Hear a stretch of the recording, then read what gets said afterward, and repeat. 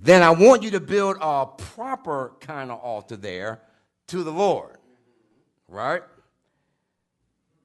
On top of his heights, using the wood of the Asherah pole that you cut down, offer the second bull as a burnt offering. So Gideon took 10 of his servants and did as the Lord told him, but because he was afraid of his family and the townspeople, he did it at night rather than in the daytime. And then in the morning, when the people of the town got up, there was Baal's altar demolished with the Asherah pole beside it cut down and the second bull sacrificed on the newly built altar. And they asked one another, who did this? Who tore down the altar to Baal and the Asherah pole? Who has come into the town and destroyed this idol? Now, y'all think about that for a minute. God is going to use Gideon to deliver Israel. And the first thing Gideon had to do was to destroy this altar to Baal. Why? Because Israel was experiencing what they were experiencing because they had set up this system of religious worship to Baal instead of worshiping the God that brought them out of the land of Egypt. They were worshiping Baal.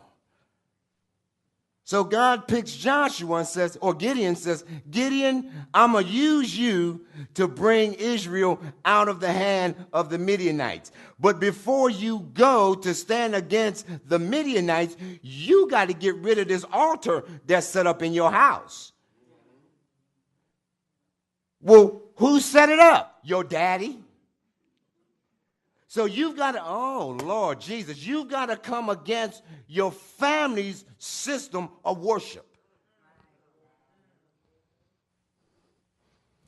Now, how many of y'all think that Gideon say, yeah, boy? And he just, he just walked on in and said, I'm here to tear up this false idol y'all got here. No. The Bible said Gideon took 10 folk who had a clue. Don said, yep. He took 10 folk who had a clue, and they said, this is what we got to do, y'all. We got to go into town. Y'all, I hope y'all are seeing this. We have to go into the town, right? And we have to take that altar that's set up to Baal, and we got to tear it down. Then we got to tear down the Asherah pole. And the 10 people that's with Gideon is probably saying, you done lost your mind. Do you know the whole town worships that thing? And your daddy is the priest. He the head honcho.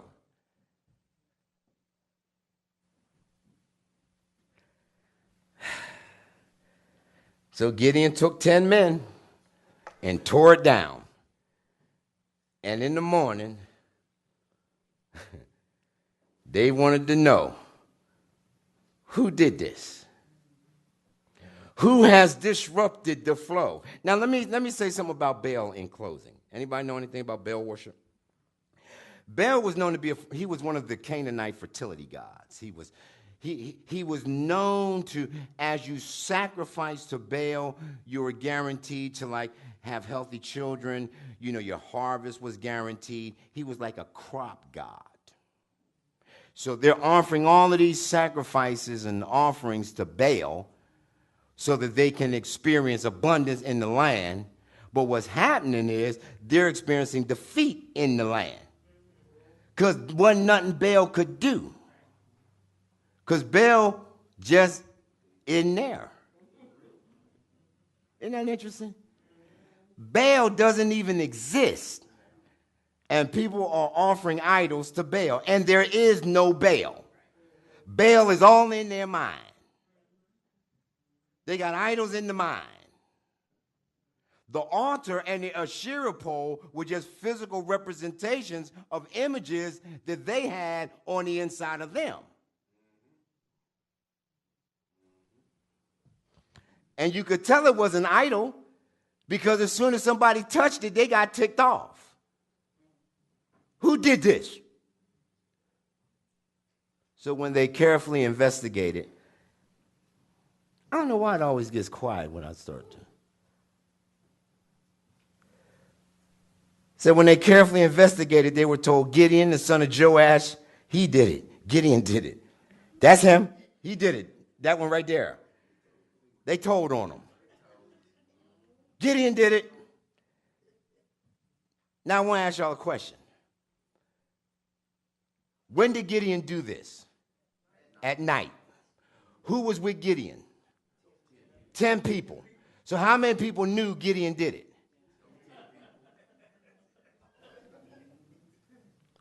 Somebody in the bunch ratted out Gideon. Gideon did it. There's always a snitch in the bunch, ain't it? Gideon. Well, how you know? Y'all want a New Testament counterpart? Remember when the woman was caught in adultery and they brought her to Jesus? And this is what they said. They said, we caught this woman. We caught this woman in adultery. In the very act. Oh, so y'all knew exactly where to go and what time she would be there.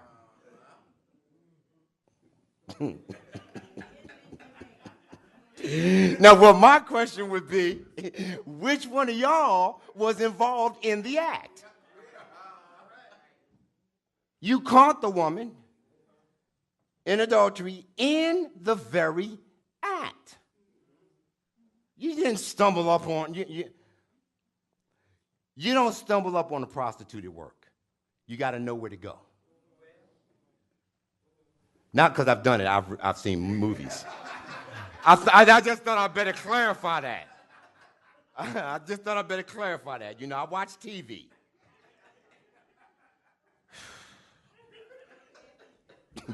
You never know, you know.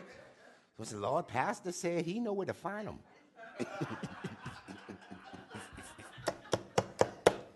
Isn't it good to be able to laugh and have fun at church? Lord have mercy. In the very act. Jesus said, well, I tell you what, he that is without sin among you, y'all cast the first stone. In other words, y'all that aren't guilty, y'all throw the first one. They all walked away because they was all guilty. Gideon did it. So they carefully investigated. They were told Gideon, the son of Joash. So the people of the town demanded of Joash, bring out your son. He got to go. He got to go. He got to go. It's the townspeople.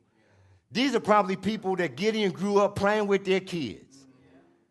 A couple of them have probably whipped Gideon because, you know, they were a real tight community. A couple of them had probably whipped Gideon when he was younger. So now, but Gideon got to go. Gideon got to go.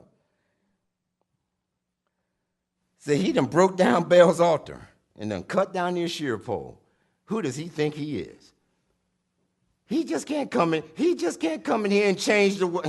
He can't do that. He got to go. But Joash replied to the hostile crowd around him. He said, you going to plead Baal's cause? You going to save him?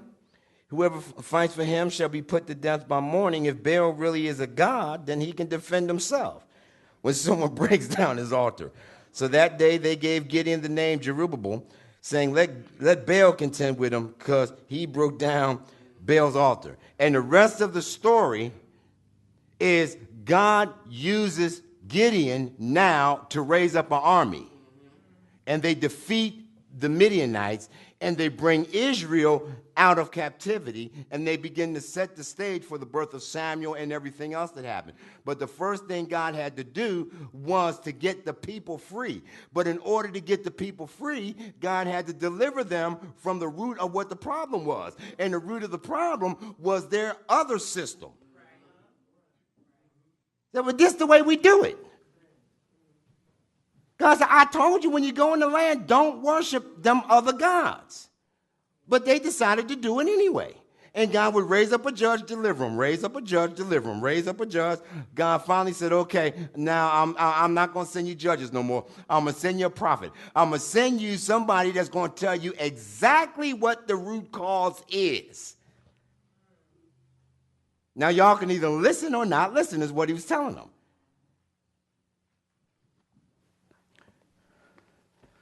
Last verse, Mark. Because God didn't leave him there, did he? No. God will always deliver his people. Somebody say, thank God. God will always deliver me.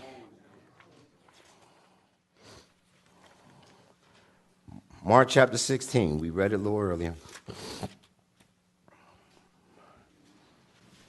And I'm just going to read verse 6. Jesus is resurrected from the dead. Because in the broader scheme of things, what Jesus really did is Jesus came and delivered us from our false systems of worship. He said, God is a spirit, and they that worship him must worship him in spirit and in truth. He said, I understand what y'all have been taught. This is what he was telling the Jews back then. He said, I understand what y'all have been taught. I understand all of that. I understand your attraction and attention and affection for the temple. But I want you to understand, within 3 days, it's going to be gone. He said, you destroy this temple in 3 days, I raise it up. He was talking about his body. They thought he was talking about the building, because God doesn't live in temples that are made by hands. God doesn't live in temples made by hands. God lives in us. So y'all see all these stones on this beautiful, magnificent temple that y'all have spent all this time and energy building while y'all are in captivity to Rome? Isn't that interesting? The Israelites are in captivity to Rome, and they think they all that. Jesus said, that temple there, that one right there, that one, oh, that's going to be destroyed. There ain't going to be one stone left upon another. Does not turned over before it's all said and done. Because y'all haven't figured out yet, God doesn't live in your temple. God lives within the human heart. Somebody say, God lives within the human heart. So, Jesus is resurrected from the dead, and they have gone to anoint his body, but when they get there, the stone has been rolled away. Verse 5 said, now as they entered the tomb, they saw a young man dressed in a white robe sitting on the right side, and they were alarmed. He said, don't be afraid. He said, you're looking for Jesus the Nazarene, who's crucified. He's risen. He's not here. Somebody say, he's not here. Not here. He said, look that's where he was laying. See the place that he lay? He said, but go, I love this one. He said, but go, tell his disciples and Peter. Did you ever wonder why Peter was pointed out here? He didn't just say, go tell his disciples. He said, go tell his disciples and Peter. He ain't here. Going back to Galilee, where he said, and he'll meet you there. Go tell his disciples and Peter. Now think about Peter for a minute. You know, Peter's the one that got the revelation. Y'all remember the revelation? Who do men say that I, the Son of Man, am? Said, Peter, you got it. Flesh and blood hasn't revealed it. My Father, which is in heaven. And I say unto you, thou art Peter. On this rock I'll build my church. Gates of hell will not prevail against it. That was Peter. It was Peter that was in the boat. Y'all remember Jesus walking on the water? And Peter said, Lord, if it's you, command me to walk on the water. Jesus said, come on. Come on out here. Peter, the Bible says, got out of the boat. How many of y'all would have got out of the boat?